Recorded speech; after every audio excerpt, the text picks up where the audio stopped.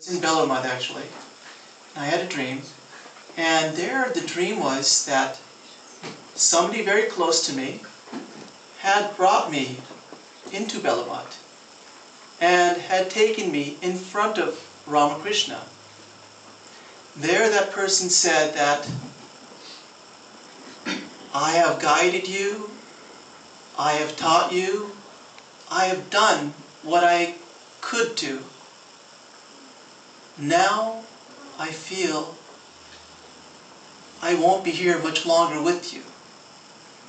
So now I want you to go to him, because he will take care of you when I am no longer here. He will guide you. He will direct your life. He will help you in all the difficulties that may occur in this life.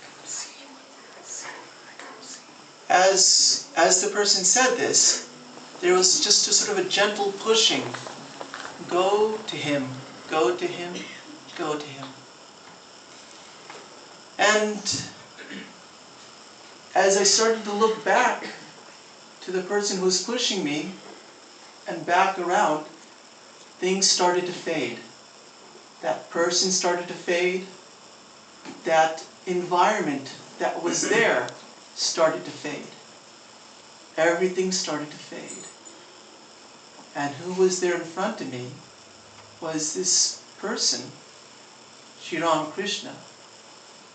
And the question that first came to my mind when I looked over at him was, who is Sri Ramakrishna?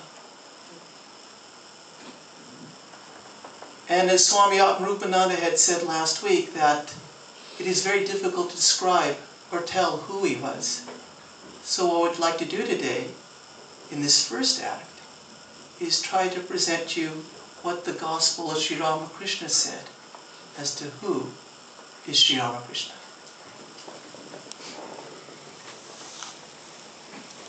M was standing in the Panchavati and saw Sri Ramakrishna coming toward him. Behind him the sky was black with the rain cloud. Its reflection in the Ganges made the water darker. The disciples felt that Sri Ramakrishna was God incarnate, a divine child, 5 years old, radiant with the smile of innocence and purity. Around him were the sacred trees of the Panchavati, under which he had practiced spiritual discipline and had beheld visions of God. At his feet flowed the sacred river Ganges, the destroyer of all men's sins. The presence of this God-man charged the trees, shrubs, flowers, plants, and temples with spiritual fervor and divine joy. Sri Ramakrishna returned to his room and sat on the small couch. What do people think of me? Do they think anything in particular about me when they see me in Samadhi? Thakur, we feel you a wonderful synthesis of knowledge, love and renunciation, and on the surface, a natural spontaneity. Many divine experiences have passed like a huge steamboats through the depth of your inner consciousness. Still you maintain outwardly this utter simplicity. Many cannot understand it, but few are attracted by this state alone, Thakur. Have I an ego? Yes, sir. Little. You have kept it to preserve your body, Thakur, and to enjoy divine love in company of these devotees and impart a spiritual knowledge to them. Further, you have kept this trace of ego by praying to the Divine Mother for it. No, I have not kept it. It is God Himself who has left it in me. It is God who does all these things. I do not know anything. Well, After seeing all this, what do you feel? Thakur, I feel that Christ, Chaitanya Deva and yourself, all three are one and the same. It is the same person that has become all these three. Yes, yes. One. It is indeed one. As he said this, Sri Ramakrishna pointed with his finger to his own body. Don't you see that it is He alone who dwells here in this way? That's true, Thakur. You explained clearly other day how God incarnates himself on earth. Tell me what I said. Thakur, you told us to imagine a field extending to the horizon and beyond. It extends without any obstruction, but we cannot see it on account of a wall in front of us. In that wall, there is a round hole. Through the hole, we see a part of that infinite field. Tell me what that hole is. Thakur, you are that hole. Through you can be seen everything, that infinite meadow without any end. I see. You have understood that. That is very good.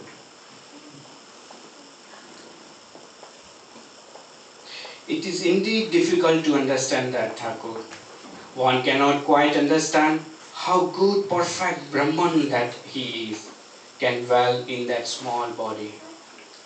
The Divine Mother of the universe manifests herself through this 3.5 cubits man, as in the case of Krishna, Rama and Chaitanya. The greatest manifestation of God is in man. If you seek God, you must seek Him in the incarnations.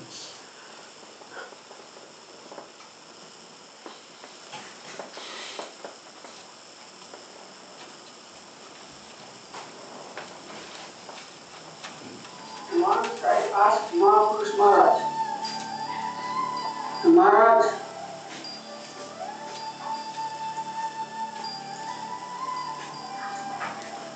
there are so many deities in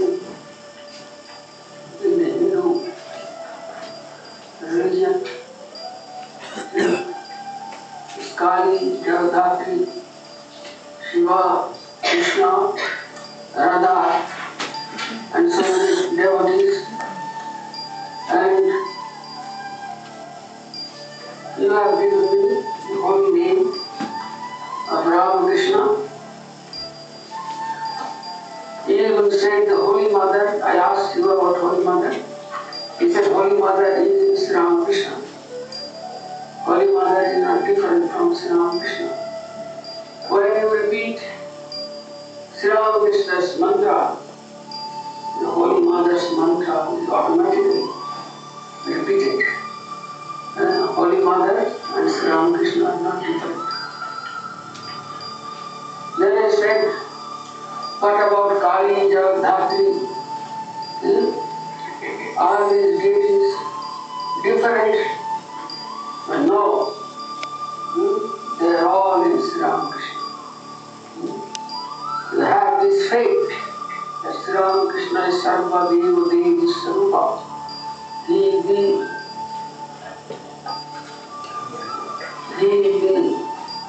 the embodiment of all devas and devis. I said Kali, well, yes, Kali. I said Jagadhatri, well, yes, Jagadhatri. Sri Ramakrishna is Kali, Sri Ramakrishna is Jagadhatri. Sri Ramakrishna all forms. So when we should respect and salute all different forms, but you know that in your Ishta, in Sri Ramakrishna, all these deities are there.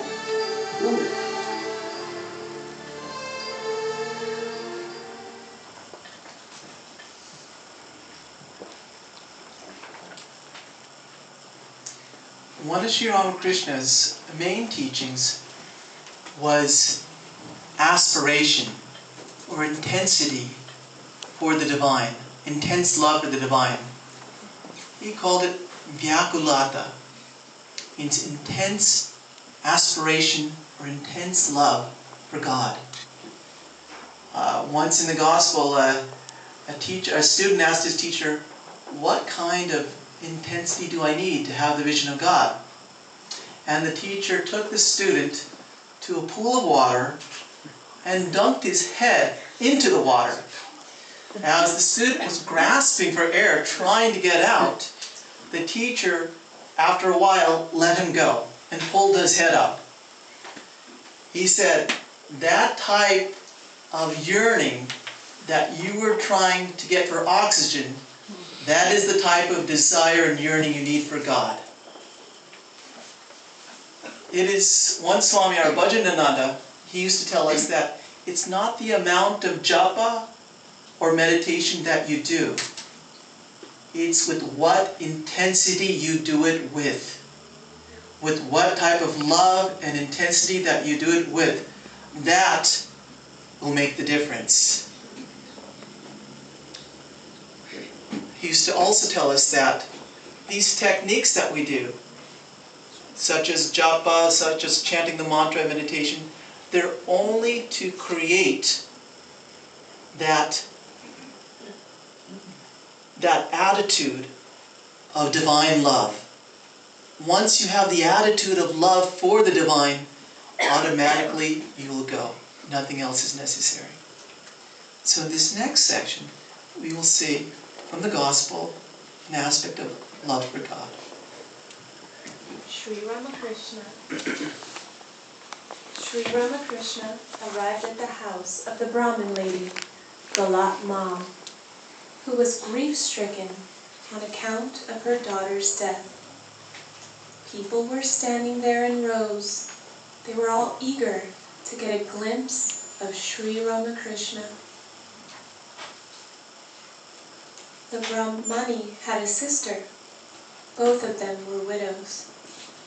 The Brahmani had been busy all day making arrangements to receive Sri Ramakrishna.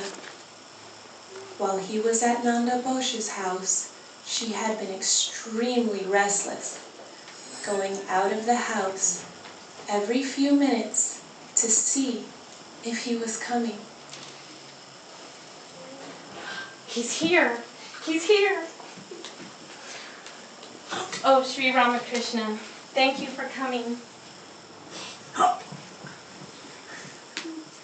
This joy is too much for me. Perhaps I shall die of it. Tell me, friends, how shall I be able to live? I did not feel such a thrill even when Chandi, my daughter, used to visit the house, accompanied by armed guards lining both sides of the street. Oh, now I have no grief at her death. I was so afraid that you would not come. And then I thought, if that happened, I should throw into the Ganges all the things I had prepared for your reception and entertainment. I wouldn't speak to you anymore. If you visited a place, I would go there and look at you from a distance and then come away. But you're here, so let me go and tell everyone how happy I am. Let me go and tell Yogan of my good luck. You know, a laborer won 100,000 rupees in a lottery, and the moment that he heard the news, he died of joy. He really, truly died. I'm afraid the same thing's going to happen to me. Please, friends, bless me, or else I shall certainly die. Wow, what a devotion. What are you doing? What are you doing? I should be saluting you. I'm just so happy to see all of you here. Come down, sister. Can I manage things if you stay there? Can I do it all by myself?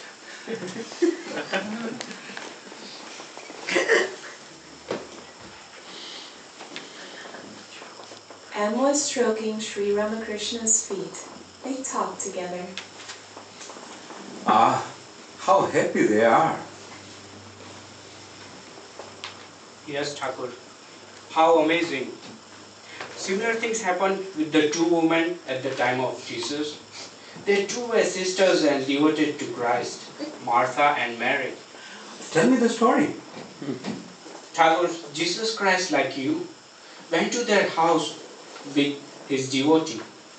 At the sight of him, one of the sisters was filled with ecstatic happiness, while other sister, all by herself, was arranging the food to entertain Jesus.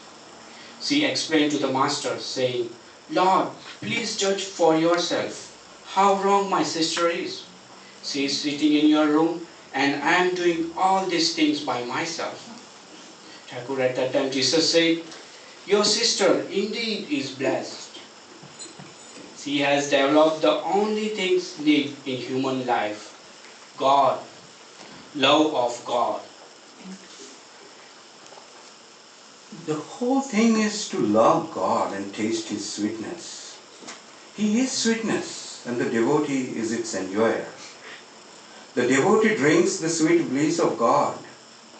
Further, God is the lotus and the devotee the bee. The devotee sips the honey of the lotus. As a devotee cannot live without God, so also God cannot live without his devotee. Then the devotee becomes the sweetness and God its enjoyer.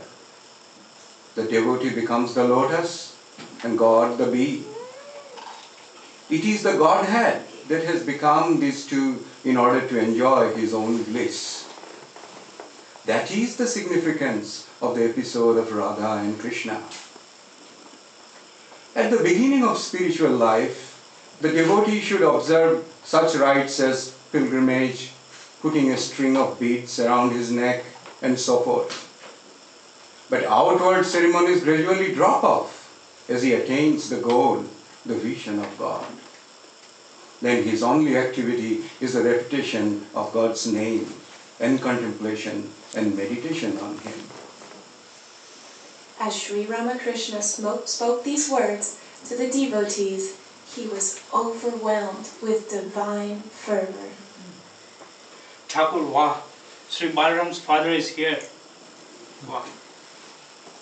Sri Ramakrishna began to speak to Balaram's father, who was seated silently and counting his beads. Are you the father of Balaram? These people practice so much japa and go to so many sacred places. But why they are like this? Why do they make no progress? Can a mere name achieve anything without the yearning love of the devotee behind it? One should feel great restlessness of soul for the vision of God. Suppose a man repeats the name of God mechanically when his mind is absorbed in lust and greed. Can he achieve anything? Mere muttering of magic words doesn't cure one of the pain of a spider or scorpion sting. One must apply medicine also. Therefore I say, chant the name of God, and with it pray to Him that you may have love for Him. Pray to God that your attachment to such transitory things as wealth, name, and creature comforts may become less and less every day. God reveals Himself to the devotee if only he calls upon Him with a longing heart.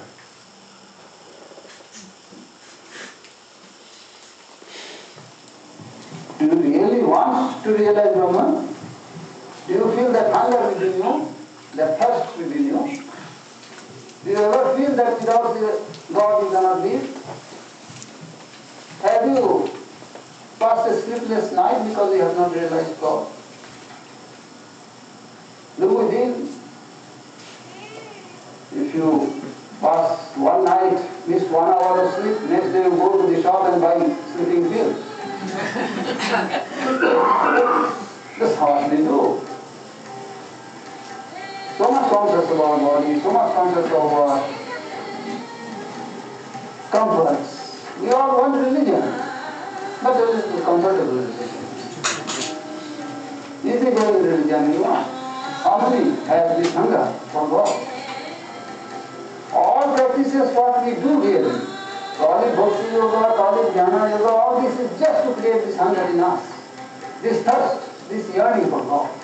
When it is created in you, or you don't have to have any more spiritual practice, this itself will bring God realization. That is what Sri Ramakrishna says.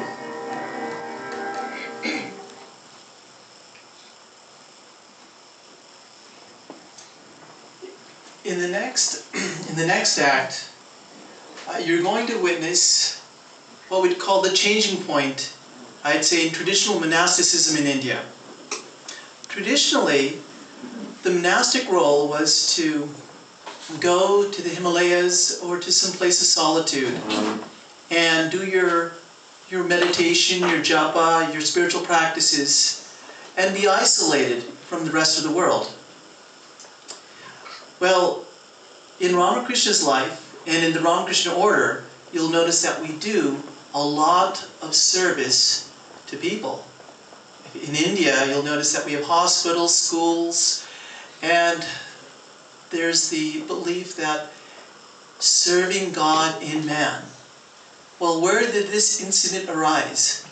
Where did we have the change from this traditional monastic value of going and retiring in solitude to staying in the cities and serving your fellow human beings as the embodiments of God? Well, the incident you're going to see is the change that occurred. It is not in the Gospel of Ramakrishna, this is in the life of Sri Ramakrishna, the great master. And it is the incident that changed us from the traditional monasticism to now working within the city and realizing God by serving God in man. Sri Ramakrishna was seated in his room in Dakshineshwar, surrounded by devotees. Narendra was also present. Sri Ramakrishna was explaining the essence of the Vaishnava religion. This religion advises its followers to practice these three salient disciplines sincerely: love of God's name, compassion for all living beings, and service to devotees. God and His name are identical.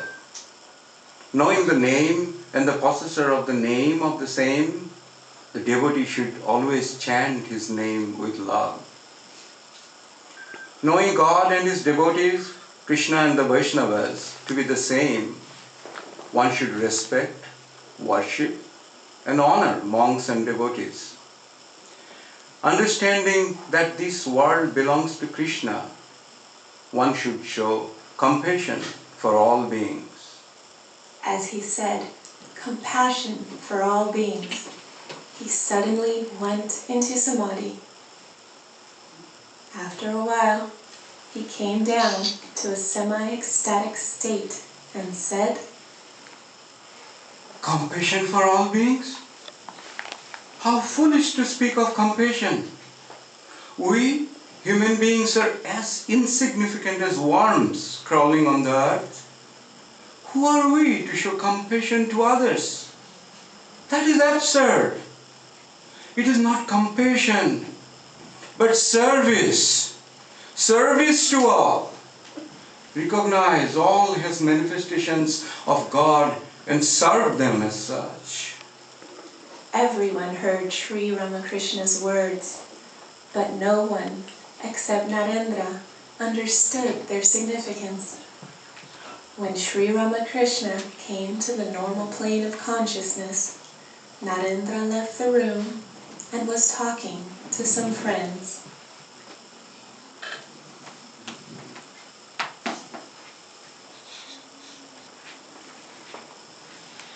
What a wonderful light I saw in those words of Sri Ramakrishna today. How beautifully did he reconcile the simple, sweet, and refreshing ideal of devotion with knowledge. Aspirants who strive to attain that knowledge, who consider this world and the people within it to be impediments to their spiritual path, will soon develop hatred towards them and go astray. But what Sri Ramakrishna said today in his ecstatic mood is clear. One can bring Vedanta from the forest to the home and practice it in daily life. Let people continue to do whatever they are doing. There is no harm in this. People must believe and understand that it is God who has